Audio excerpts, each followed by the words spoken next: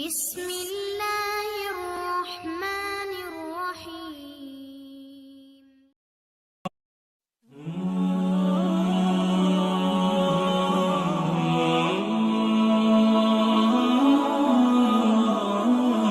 دنیا میں 8 قسم کے ایسے لوگ ہیں جن سے قبر میں سوال نہیں کیا جائے گا۔ اللہ تعالیٰ انہیں اس قدر پسند فرماتا ہے کہ فرشتوں کو حکم دیتا ہے کہ اے فرشتوں، میری جنت کے دروازے کھول دو اور میرے ان خاص بندوں سے قبر میں کوئی حساب کتاب نہیں لینا، ان سے سوال نہ کرنا اور بغیر حساب کے سیدھا جنت میں جانے دینا۔ تو اللہ تعالیٰ فرماتا ہے یہ 8 قسم کے بندے میرے محبوب بندے ہیں۔ تو پوچھا گیا کہ وہ کون کون سے ہیں؟ تو اللہ کے رسول صلی اللہ علیہ وآلہ وسلم نے فرمایا کہ شہید، اللہ کے دین کے لیے اپنی جان ہتھیلی پر رکھ کر کافروں سے لڑنے والا اور راہ حق میں دشمنوں سے لڑتے ہوئے مرنے والا، اللہ کے رسول کے دین کو بچانے کے لیے یہ کافروں سے لڑتا ہے، انہیں جہنم واصل کرتا ہے، اور پھر جب کوئی ایسا کافر آتا ہے جو اللہ کے محبوب بندے کو مارنے کے لیے اپنی تلوار کو اٹھاتا ہے تو آسمانوں پر اللہ اپنے فرشتوں کے سامنے اس بندے کو دیکھ کر مسکراتا ہے اور فرماتا ہے کہ اے فرشتوں، ذرا دیکھو تو صحیح اس بندے کو جو مجھے خوش کرنے کے لیے، میرے دین کی سربلندی کے لیے، میرے احکامات کو نافذ کرنے کے لیے اپنی جان دے رہا ہے۔ کیا کسی کے لیے اس کی جان سے بھی قیمتی کوئی چیز ہو سکتی ہے؟ اس بندے کو معلوم ہے کہ وہ دیکھ رہا ہے کہ ابھی یہ تلوار اس کے سینے میں اترنے والی ہے، یہ اس کا سر تن سے جدا کرنے والی ہے، لیکن وہ ذرا بھی ڈر نہیں رہا، بھاگ نہیں رہا، ڈٹ کر کھڑا ہے، اپنی پوری ہمت اور طاقت کے ساتھ کہتا ہے کہ آ جاؤ، آ جاؤ، اللہ کے نام کی سربلندی کے لیے یہ ایک جان نہیں بلکہ ہزاروں جانیں بھی ہوں تو اللہ پر قربان۔ تو جب اس پر جان لیوا حملہ ہوتا ہے، تلوار اس کے سینے سے آر پار ہو جاتی ہے تو اس کے بدن سے خون کا قطرہ زمین پر گرنے سے پہلے میرا اللہ اسے جنت کا ٹکٹ دے دیتا ہے۔ یہ 8 قسم کے لوگ ہیں جن کو میرے اللہ نے جنت کا ٹکٹ دے دیا ہے۔ تو فرمایا گیا شہید وہ پہلا آدمی ہے جو بغیر حساب کتاب کے جنت میں جائے گا، کوئی سوال نہیں پوچھا جائے گا۔ نمبر 2، ملک کی سرحدوں پر حفاظت کرنے والا فوجی جو اپنا گھر بار چھوڑ کر، اپنے ماں باپ بیوی کو چھوڑ کر، اپنے بچے، اپنا پورا لائف سٹائل چھوڑ کر، اپنے عزیز رشتہ داروں کو چھوڑ کر جو شخص اپنے ملک کی سرحدوں پر حفاظت کر رہا ہے صرف اور صرف اللہ اور اس کے رسول صلی اللہ علیہ وآلہ وسلم کو راضی کرنے کے لیے، تاکہ کوئی کافر اور بے دین فوج میری مسلمان قوم پر حملہ آور نہ ہو سکے، اپنے نبی صلی اللہ علیہ وآلہ وسلم کے امتیوں کے لیے اور اپنے ملک کے لیے وہ اتنی بڑی قربانی دے رہا ہے کہ سب کچھ چھوڑ چھاڑ کر اپنی جان ہتھیلی پر رکھ کر اپنے ملک کی حفاظت کر رہے ہیں۔ تو میرے نبی صلی اللہ علیہ وآلہ وسلم نے فرمایا ایسا فوجی جب مرے گا تو قبر میں اس سے حساب کتاب نہیں لیا جائے گا۔ محمد بن منقدر کہتے ہیں کہ سلمان فارسی رضی اللہ تعالی عنہ شرجیل بن سمت کے پاس سے گزرے، وہ اپنی چوکی یعنی سرحدوں کی پاسبانی کی جگہ میں تھے، ان پر اور ان کے ساتھیوں پر وہاں رہنا گرا گزر رہا تھا۔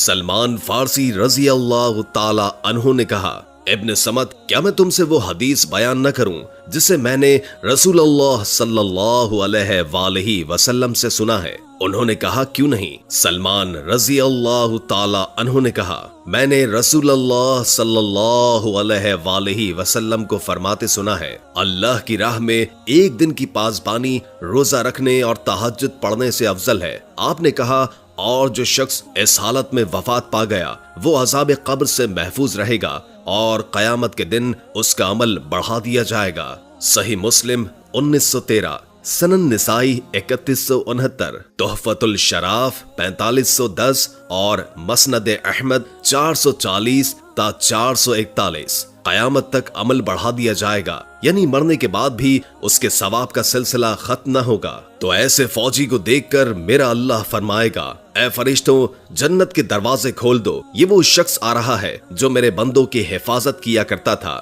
نمبر 3، فرمایا گیا کسی بیماری میں مبتلا ہو کر صبر اور شکر کا دامن مضبوطی سے پکڑنے والا، یہاں تک کہ جب وہ فوت ہو گیا تو اسے بھی بغیر حساب کتاب کے جنت میں داخل کیا جائے گا۔ ایسا شخص جس کا صبر بیماری اور مصیبت کی حالت میں بھی اپنے رب کے ساتھ تعلق برقرار رہا، اس نے شکر کا دامن ہاتھ سے نہیں چھوڑا، اللہ کے نبی حضرت سیدنا ایوب علیہ السلام اس قدر شدید بیمار ہوئے کہ جسم زخموں سے چور ہے، سو نہیں سکتے، اٹھ کر بیٹھ نہیں سکتے، سکون سے سانس نہیں لے سکتے، لیکن شکر کا دامن نہیں چھوڑا۔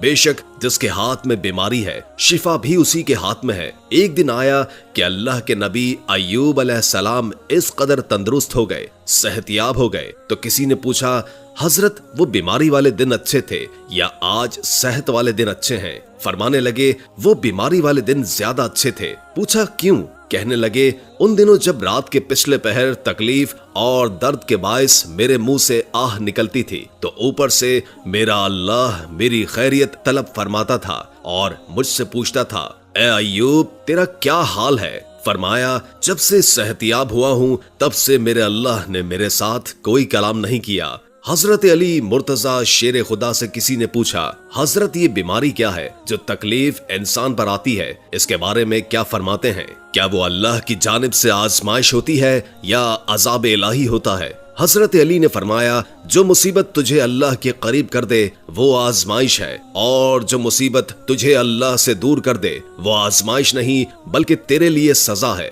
نمبر 4، میرے نبی صلی اللہ علیہ وآلہ وسلم نے فرمایا جمعے کے دن یا جمعے کی رات فوت ہونے والا شخص بھی قبر سے سیدھا جنت میں جائے گا، اس سے کوئی حساب کتاب نہیں لیا جائے گا۔ نمبر 5، بچے جو بالغ ہونے سے پہلے فوت ہو جائے تو قبر میں عذاب نہیں ہوگا اور قبر سے سیدھا جنت میں جائیں گے اور کوئی حساب کتاب نہیں لیا جائے گا۔ نمبر 6، رات کے وقت روزانہ سونے سے پہلے سورہ ملک پڑھنے والے شخص کو قبر سے سیدھا جنت میں داخل کیا جائے گا۔ فرمایا گیا جو شخص روزانہ رات سونے سے پہلے سورہ ملک کی تلاوت کرے گا تو یہ سورہ مبارکہ اس کی بخشش کے لیے اللہ عز و جل سے دعا کرتی ہے اور اس شخص کے اور عذاب کے درمیان حائل ہو جاتی ہے اور عذاب الحشر سے نجات دلاتی ہے۔ نمبر 7، مرض طاعون میں مرنے والا شخص بھی قبر سے سیدھا جنت میں جائے گا اور قیامت کے دن شہیدوں کے ساتھ اٹھایا جائے گا، اس سے کوئی حساب کتاب نہیں لیا جائے گا۔